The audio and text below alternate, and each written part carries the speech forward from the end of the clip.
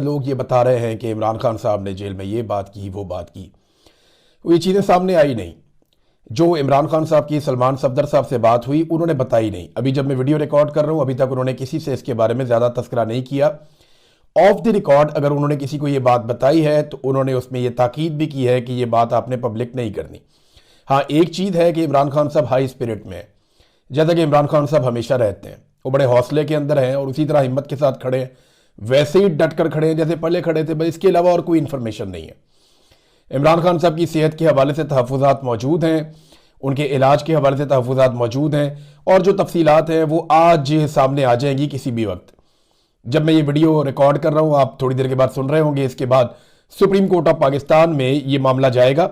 वहाँ पे सलमान सफदर साहब, वो बड़े मोहतात इंसान हैं, बड़े प्रोफेशनल लॉयर हैं, बड़े अच्छे इंसान हैं। इमरान खान साहब ने बिला वजह उन्हें नहीं चुना अपने केसेस के लिए।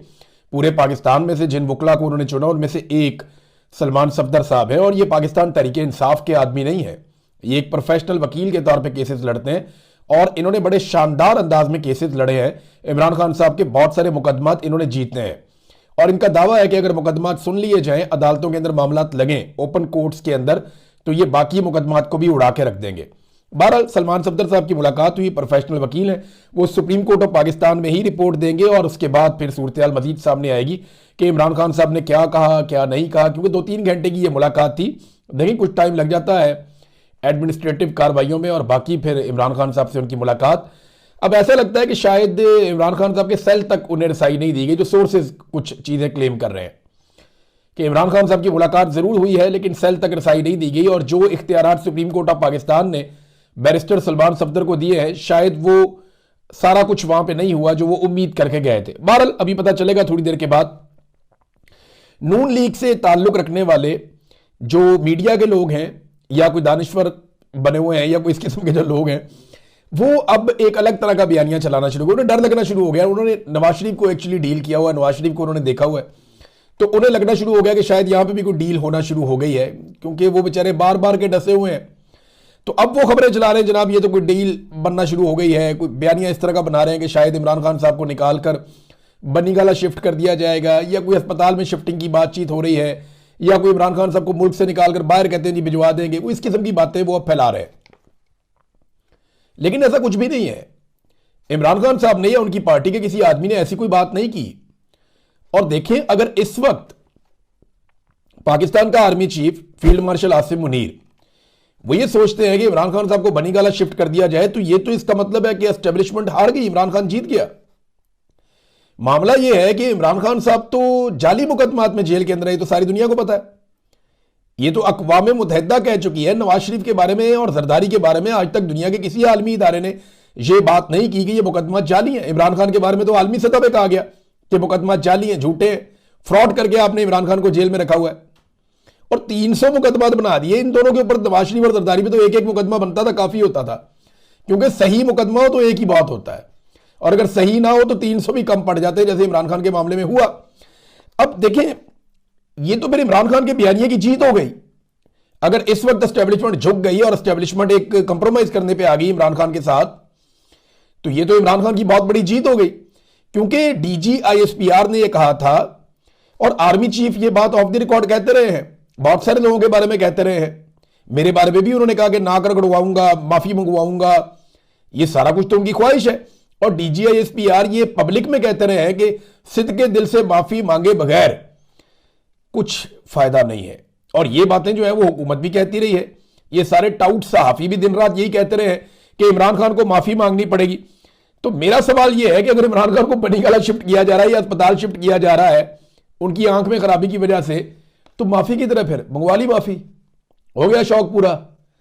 यानी या तो फिर आप इमरान खान से माफी मंगवाएं ना, जीत तो फिर आपकी इस बात में है और इमरान खान को आप शिकस्त तो वहां देंगे जब आपने माफी का मुतालबा किया, जनाब हमने माफी मंगवानी है 9 मई पे।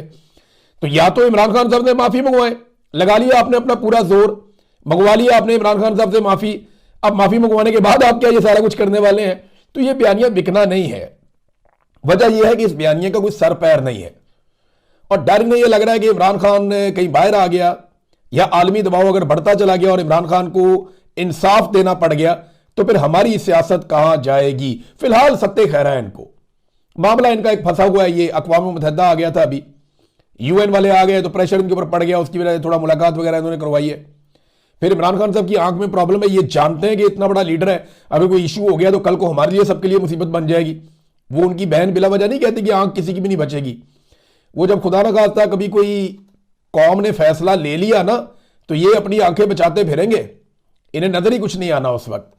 और एक चीज और है ना, देखिए यूएन का प्रेशर है, उसके अलावा एक जीएसपी प्लस स्टेटस है पाकिस्तान के पास, वो रिव्यू का मामला उसका चल रहा है आजकल। कुछ रिपोर्ट्स आ रही हैं कि वहां पे एक रिव्यू का मामला चल रहा है और यूरोपीय यूनियन बड़े हसास हैं इंसानी हकूक के मामलात को लेकर। और जो कुछ इमरान खान के साथ और उनकी फैमिली के साथ हो रहा है वो इसके ऊपर भी नजर उनकी है। तो यहां पाकिस्तान की गवर्नमेंट के ऊपर एक प्रेशर बढ़ जाता है और उस प्रेशर को टैकल करने के लिए थोड़ा सा वो लीनियंट हो जाते हैं, थोड़ा पीछे हट जाते हैं 4 कदम। लेकिन इमरान खान के साथ इस वक्त किसी किस्म की डील मुझे नहीं लगता कि आसिम मुनीर साहब को सूट करती है। और आसिम मुनीर साहब इतने, मुझे वो उनकी ऐसी जरूरत लगती भी नहीं है कि वो इमरान खान साहब को इंसाफ देने की कोई जरूरत करेंगे कि मैं इमरान खान को इंसाफ दे देता हूं, इमरान खान बाहर आ जाए अदलिया से इंसाफ लेकर। इसके लिए बड़ी जरूरत और बड़ा हौसला और बड़ी हिम्मत चाहिए। अब आसिम मुनीर साहब ने तो खुद इस्तिस्ना ले लिया है, तो वहीं से मुझे आइडिया हो गया था कि वो कितने बहादुर हैं। इस्तिस्ना लेने वाला आदमी को बहादुर तो नहीं होता ना, वो तो कानून को फेस करता है बहादुर आदमी। पाकिस्तान की तारीख का पहला आर्मी चीफ है जिसने इस्तिस्ना ही ले लिया कि जनाब मुझे कोई मेरी रिटायरमेंट के बाद भी कुछ ना कहे, मैं घर चला जाऊं फिर भी मुझे कोई कुछ ना कहे। तो यहां से उनकी बहादुरी का आइडिया हो गया, ये इमरान खान को ऐसे नहीं। हाँ, इमरान खान साहब ने यह जरूर कहा है कि पाकिस्तान के लिए अगर किसी ने मेरे से बात करनी है तो वो आकर बात कर सकता है। ये ऑफर बड़े लंबे अरसे से इमरान खान साहब की मौजूद है। अभी तो देखें साइफर वाला मुकदमा खोला जा रहा है, यास्मीन राशिद इतनी बीमार है, उन्हें क्या उनके साथ सख्ती की जा रही है। इमरान खान साहब की एहलिया जेल के अंदर कैद है, उनके साथ सख्ती की जा रही है। तो ये जो लोग डीलों मिलों की खबरें बना रहे हैं ये ऐसे नहीं होता। मामला ये है कि इमरान खान साहब को दूसरा इंजेक्शन लगने का टाइम करीब आ गया। और एक बात मैं आपको और बताता हूं, मरियम रियाज भट्टू साहिबा हैं बुशरा बीबी की बहन, क्योंकि बुशरा बीबी की फैमिली की मुलाकात बुशरा बीबी से खुल चुकी है पिछले हफ्ते से, और उनसे फिर उनकी फैमिली की मुलाकात हुई है। उन्होंने अपनी फैमिली को जो बताया वो मरियम रियाज भट्टू साहिबा ने बताया, जो बुशरा बीबी की बहन है, कि इमरान खान साहब की आंख का जो प्रॉब्लम है वो कुछ 10% के करीब रिजॉल्व हुआ है। यानी 10% भी बेहतरी नहीं आई। जो जुमला एग्जैक्टली है वो ये है, इंजेक्शन लगने के बावजूद। अब आप एक बात और ज़हन में रखें कि इसका इंजेक्शन 4 हफ्ते के बाद लगता है। तो पहला इंजेक्शन हफ्ते का टाइम था, जुम्मे हफ्ते की दरमियानी रात थी, तब लग गया था जनवरी में। तो अब ये बिल्कुल टाइम सर पे आया हुआ है। अगले 1 हफ्ते में, 8 दिन में, 10 दिन में ये इंजेक्शन दोबारा लगना है। अगले 8 से 10 दिन के बीच में ये इंजेक्शन 20 तारीख के आसपास दोबारा लगना है इमरान खान साहब को। अब ये दोबारा